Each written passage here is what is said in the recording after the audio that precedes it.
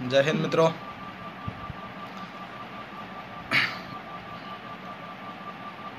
आज ये वर्दी मैं अंतिम बार पहन रहा हूँ क्योंकि मेरा डिज़ाइन एक्सेप्ट हो गया। तो कुछ मेरी सर्विस के दौरान जो मैंने सीखा वो कुछ मैं आपसे शेयर करना चाहता हूँ। क्या कभी कोई फौजी चुनाव से या वोट देकर भर्ती होता है? फिर क्यों ये दिल्ली में बैठे नेता ये बताते हैं कि हमें कब क्या और कहाँ फायर करनी चाहिए?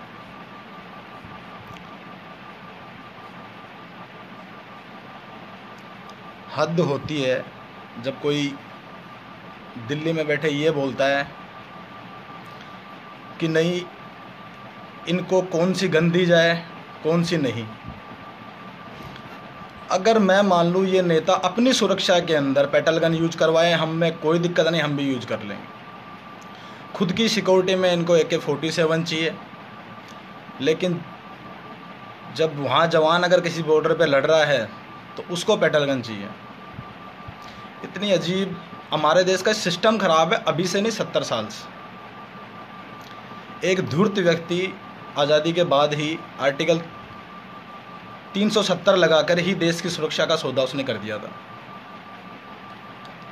जिसके अनुसार उसने इतना बांध दिया था कि जिसकी हद नहीं है। कुछ बैठे ये ज्ञान देते हैं और व्यवस्था पूर्वक ये देखना पड़ता है कि मतलब एक कोई घटना नहीं, कई घटनाएं। भारत की सेना इतनी भी कमज़ोर नहीं है कि वहाँ पे 1990 में हमारे ही देश के मूल नागरिक वहाँ से भगा दिए जाए। व्यवस्था पूर्व वहाँ देखा जा रहा था कि अपने ही भाइयों के घर उजड़ रहे थे। बंगाल में भी सेम वही है, फायर के आदेश नहीं है कहीं भी। वहाँ से दिल्ली में बैठ के नेता ये डिसीजन देता है किस सीमा पर हमें, किस बॉर्डर पर हमें फायर करनी चाहिए और किस पर नहीं। आतंकियों के लिए मानवाधिकार है, नेताओं के लिए मानवाधिकार है, अभिव्यक्ति की आज़ादी है, पर एक फौजी के लिए नहीं। एक भड़वा बैठकर ये कहता है फौजी होते बलात्कारी है, फौजी होते मरने के लिए हैं, वो और देश में जिंदा है। अभिव्यक्ति की आज़ादी उन लोगों के लिए है जिनको ये ही पता नहीं कि वर्दी होती क्या है। वो फौज के लिए अंट संट जब मर्जी बकते रहते हैं। अगर एक नेता दिल्ली में बैठ के ये कहता है हमें किस महीने में फायर करनी चाहिए, किसी में नहीं, ये देश की सुरक्षा का ही सौदा है। जब आतंकियों को सुधरने का मौका देके उसको फौज में भर्ती करा जाता है। आतंकी का अर्थ होता है उस देश को मिटाने के लिए आतंकी बना है। क्या उसको नौकरी मिलता है वो राष्ट्रभक्त बन जाएगा? फौजी नेताओं को शहीद का दर्जा है, अभिनेत्री को शहीद का दर्जा है, लेकिन इस देश के लिए मरने वाले अर्धसैनिक बलों को शहीद का दर्जा नहीं है। नेताओं की पेंशन है लेकिन अर्धसैनिक बलों के जवानों की पेंशन नहीं है। क्यों? नेता को सीमा पर लड़ते हैं या किसी कहाँ पर लड़ते हैं, मुझे इतना बता दें। और फिर उनको मतलब ही क्या है कि वो एक जवान जब भर्ती होता है तो वो अपना योग्यता के अनुसार होता है, उसमें काबिलियत के अनुसार होता है कि उसमें कितनी काबिलियत है। और हष्ट पुष्ट एक बंदा जब फौज में भर्ती होता है, उसके बाद में इन लोगों को क्या अधिकार है कि ये लोग हमें बताएंगे कि हमें कब क्या करना है क्या नहीं करना। देश का सिस्टम मतलब जिसकी कोई हद नहीं है। सिस्टम बदलने की बात है। हम किसी कोई ऑफिसर से कोई जवान दुखी नहीं है, ना तो आज था ना पहले था। और सिलेंडर लाया तो ये कोई नई घटना नहीं है। हर क्योंकि बंगाल मैंने देख लिया, बंगाल के अंदर बोले वहाँ से अगर वो लोग हमारे पे कैजुअलिटी करते हैं, यानी किसी नेता का कोई हाथ कटवा के फायर करके दिखा दे, मैं मान जाऊंगा। फिर फौज को क्यों बंद करते हैं?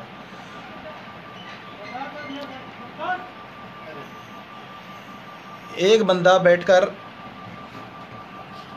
हमारे देश का क्या बताऊं, इतनी हद से ज़्यादा कि कोई समझ में नहीं आती। इस नौकरी को करने में ये बताइए कि नेता होता कौन है जो हमें इस चीज़ के लिए बताएगा कि क्यों 1990 में हमारे देश के इतने जवान हैं कि वो आराम से कश्मीरियों को वहाँ पर मूल निवास पे वापस बसा सकते हैं, लेकिन राजनीति ख़त्म नहीं होती। विदेशी रोहिंग्या आके हमारे यहाँ बस सकते हैं, पाकिस्तानी कश्मीर में आ सकते हैं, हम अपना तिरंगा जलते हुए देख सकते हैं, क्योंकि वहाँ उनका संविधान है, उनके नियम में है कि तिरंगा जलाना उनके लिए अपराध नहीं है। एक जवान थप्पड़ खा सकता है, गाड़ियाँ जला दी जाती है, उनको वहाँ पर अभद्र भाषा यूज करी जाती है, लेकिन पत्थरबाजों को केस मुक्त किया जाता है। आतंकी के जनाजे में लाखों करोड़ों जाने वाले क्या वो अपराधी नहीं है? लेकिन वो कभी दिखाई नहीं देंगे, क्योंकि वोट बैंक की राजनीति है। बात सिर्फ सिस्टम बदलने की कह रहा हूँ मैं, और कुछ नहीं।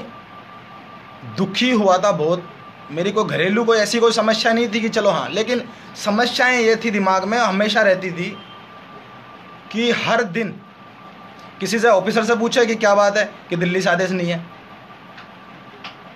क्या दिल्ली होती कौन है हम लोगों को बताने वाली कि हमें कब क्या फायर करना चाहिए?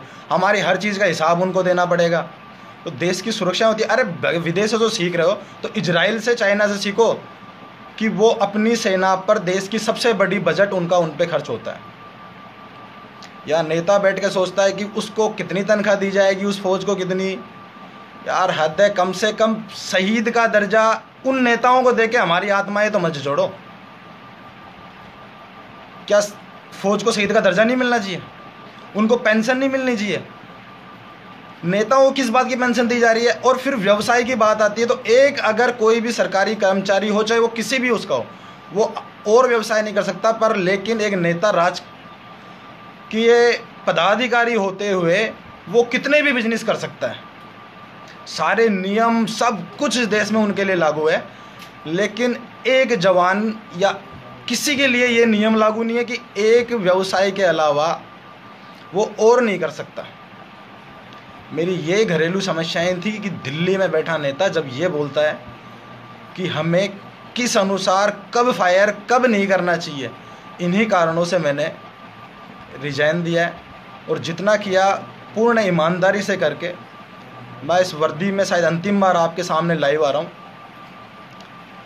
क्यों मेरा आज रिजाइन एक्सेप्ट हो गया, लेकिन मेरे भाई आप आवाज़ बनो पूरे देशवासी, नहीं तो इस देश की सुरक्षा का सौदा अभी से नहीं, आज़ादी के बाद से शुरू होता है। चाहे वो मैं किसी पार्टी के लिए नहीं बोलूँगा, कोई भी पार्टी हो, आज तक उन्होंने सौदा ही किया है। महबूबा मुफ्ती बैठ के अगर वो डिसीजन लेती है कि अब रमज़ान में फायर नहीं करेंगे, पत्थरबाजों को भी केस मुक्त करेंगे, सेना पर मुकदमा तक लग जाता है इस देश में।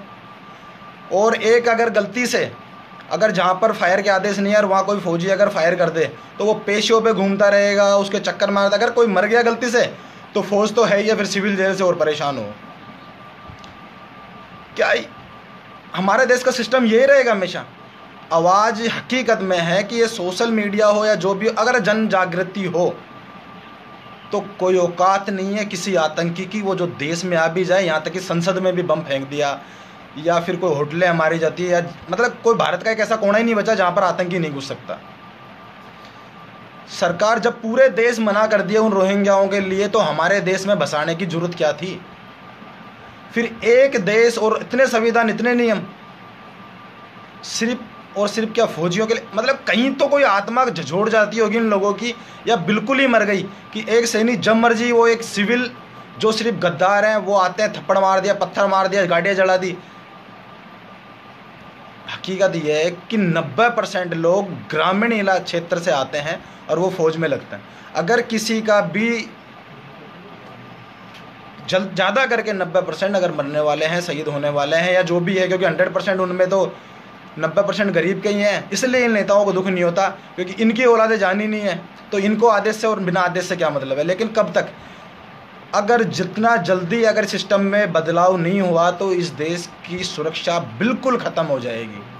और एक कन्हैया जैसे बढ़वे जो कहते हैं कि फौजी आतंकी होते हैं, उसको ये पूछो कि अगर फौजी आतंकी होते तू बचता नहीं अभी तक? मतलब कोई सिस्टम ही नहीं है। हकीकत बता रहा हूँ, अर्धसैनिक बल का कोई शहीद का दर्जा नहीं है, ना आज है ना पहले था। उनकी पेंशन भी नहीं है, क्योंकि वो शायद गरीब के हैं, गाँव से आए हैं, किसान के बेटे हैं, क्योंकि वो नेताओं के बेटे तो उनकी पेंशन भी होती है। जब बूढ़े नेताओं को पेंशन मरने के बाद भी उनके परिवार को मिलती है, तो क्या फौजी को नहीं मिलनी चाहिए कभी? मेरे भाई, आप सभी से मेरी विनती है कि आप मेरी आवाज़ नहीं, आप सबकी आवाज़ इस देश के हर फौजी के लिए आवाज़ बने, तब ही इस देश का सिस्टम बदलेगा। नहीं तो इन लोगों को कोई मतलब नहीं है, कहीं से कोई मतलब नहीं है। ना तो ये आज हमारी बात सुनने वाले, ना कल। हाँ, जिस दिन देश की आ जाएगी, इनकी सुरक्षा में तो हमारे भाई सारे, चाहे वो पुलिस के हो चाहे फौज के हो, और ये लोग अपनी सुरक्षा के अंदर कभी भी कोई कॉम्प्रोमाइज़ नहीं करते कि इनको पेटल गन चाहिए, इनको 47 ही चाहिए, पूरा बुलेट प्रूफ चाहिए, इनको हर चीज़। अब मैं आप पर छोड़ता हूँ कि आप मेरी आवाज़ को या अपनी आवाज़ को आप अपने स्तर पे बता दीजिए कि सिस्टम क्या चल रहा है, और एक आवाज़ उठाओ जो हकीकत में हर फौजी बच सके या देश बच सके। फौजी बचे या ना बचे, क्योंकि कश्मीरी क्या मतलब, हर सिस्टम से कहीं से भी देख लो, फौजी मजबूर है। नहीं, हाथ में हथियार लेके 6 फुट का जवान किसको बख्श देगा? एक 2 कौड़ी का लोग आते हैं, वो जो मर्जी बक देंगे। और फिर ये मानव अधिकार जो सिस्टम चला है, अरे कुछ फौजियों के लिए भी कोई सिस्टम है इसके अंदर?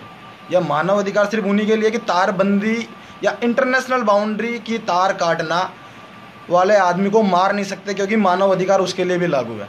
तो फिर भाई वहाँ पर खड़े कर रखे जिन जवानों को फायर के आदेश नहीं है, तो उनको क्यों खड़ा किया है? और जो ये त्योहारों पर आतंकियों की इतनी चिंता कर रहे हैं, तो कभी हमारा भी त्यौहार आता, हमारा भी परिवार है, वो भी बैठ के देख रहे हैं कि वो कभी आएगा, तो हमारी भी कभी कोई चिंता कर लिया करो। या मेरे भाइयों की, क्योंकि मैं तो आज के बाद में सह रहूँगा नहीं। रहने का मतलब है मैं रहूँगा, इस वर्दी में नहीं रहूँगा, क्योंकि आज नहीं कल आपके भी बेटे जाएंगे, आपकी भी औलाद जाएगी, और देश को बचाना है तो सबकी औलादें भेजनी ही पड़ेगी। मेरी आप सभी से पुनः आग्रह है कि उन नेताओं से एक आवाज़ ज़रूर बन के बोलो कि उनको शहीद का दर्जा क्यों नहीं, या उनको फायर के आदेश क्यों नहीं। आप क्यों बीच में कॉम्प्रोमाइज़ करते हो? वो वोट से नहीं, अपनी योग्यता से चुनकर जाते हैं। फिर आप क्यों बीच में टांग अड़ाई करते हो? सिर्फ उन्हीं का त्यौहार होता है कि रमज़ान उनका त्यौहार आ गया, और किसी के त्यौहार की कोई चिंता नहीं है? बाकी आप आदरणीय, देश के किसी नागरिक से कोई शिकायत नहीं है, बस सिस्टम से शिकायत है। आप सिस्टम के लिए एक बार आवाज़ उठाना।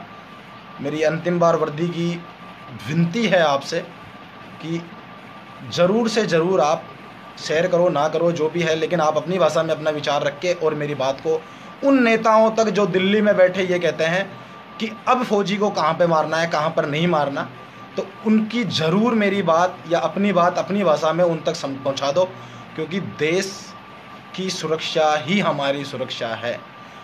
नहीं तो इनका कुछ नहीं जाना, ये यहाँ से निकल के विदेश भी चल जाएंगे। इनका ज़मीर क्या होता नहीं होता मुझे कुछ पता नहीं है कि ये लोग अंदर से क्या झंझोड़ के देखते हैं, लेकिन जो मैंने 12 साल के दौरान जितना देखा है, तो एक हमारे अफसर से वो बड़े भाई हैं, जैसे भी हैं, वो एक सिस्टम, एक परिवार है, वो चलाने में उनसे कोई नाराज़गी नहीं है। लेकिन ये लोग बैठ कर जब ये कहते हैं कि नहीं, दिल्ली से आदेश है, हमें वहाँ पर ये नहीं करना चाहिए, ये दिल्ली वाले होते कौन है, हमें आदेश देंगे।